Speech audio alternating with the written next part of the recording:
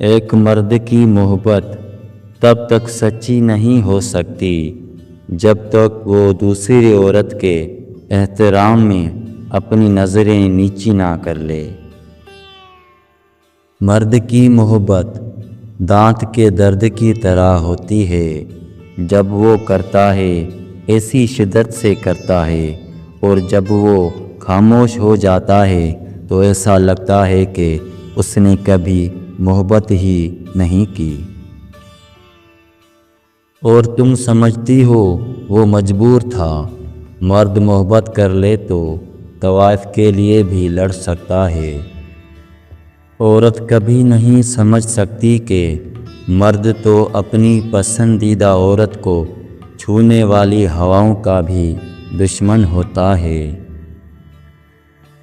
عورت کی وفاداری اس وقت پتہ چلتی ہے جب مرد کے پاس کچھ نہ ہو، اور مرد کی وفاداری تب پتہ چلتی ہے جب مرد کے پاس سب کچھ ہو۔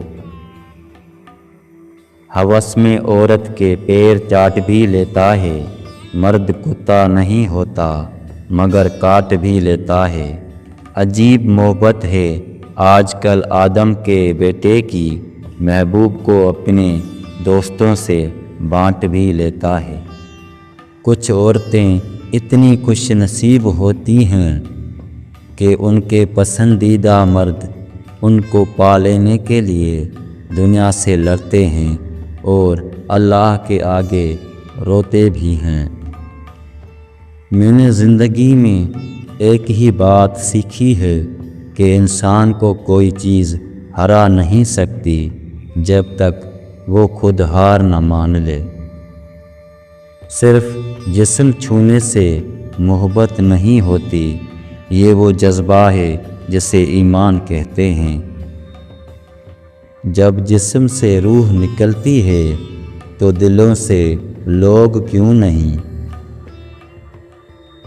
جو شخص برداشت کرنے کا فن جانتا ہے وہ شخص زندگی کی کوئی جنگ نہیں ہار سکتا۔ جب عورت محبت کرتی ہے تو اپنی ذات تک بھول جاتی ہے، اور جب ٹوٹتی ہے تو خاموشی سے بکھر جاتی ہے، کیونکہ روتی کم ہے سہتی زیادہ ہے۔ اس کے ہاتھوں سے جو خوشبوئے حنا آتی ہے ایسا لگتا ہے جنت سے ہوا آتی ہے۔ عورت کبھی جھوٹی محبت نہیں کرتی کیونکہ اسے ہوس نہیں ہوتی۔ محبت پوری ہو یا آدھی، عورت کو مرد پورا چاہیے ہوتا ہے، دوسری عورت میں بٹا ہوا نہیں۔ عورت مرد کی محبت کو ہوس اور اپنی ہوس کو محبت سمجھتی ہے۔ بہت ساری شادی شدہ عورتیں اپنے شوہر کے ساتھ نہیں بلکہ اپنے بچوں کے باپ کے ساتھ رہ رہی ہوتی ہیں۔ شادی شدہ عورت سے پیار ہو جانا بھی کسی آفت سے کم نہیں ہے، نہ تو ہم اس کے ہو سکتے ہیں نہ اس کے بغیر رہ سکتے ہیں۔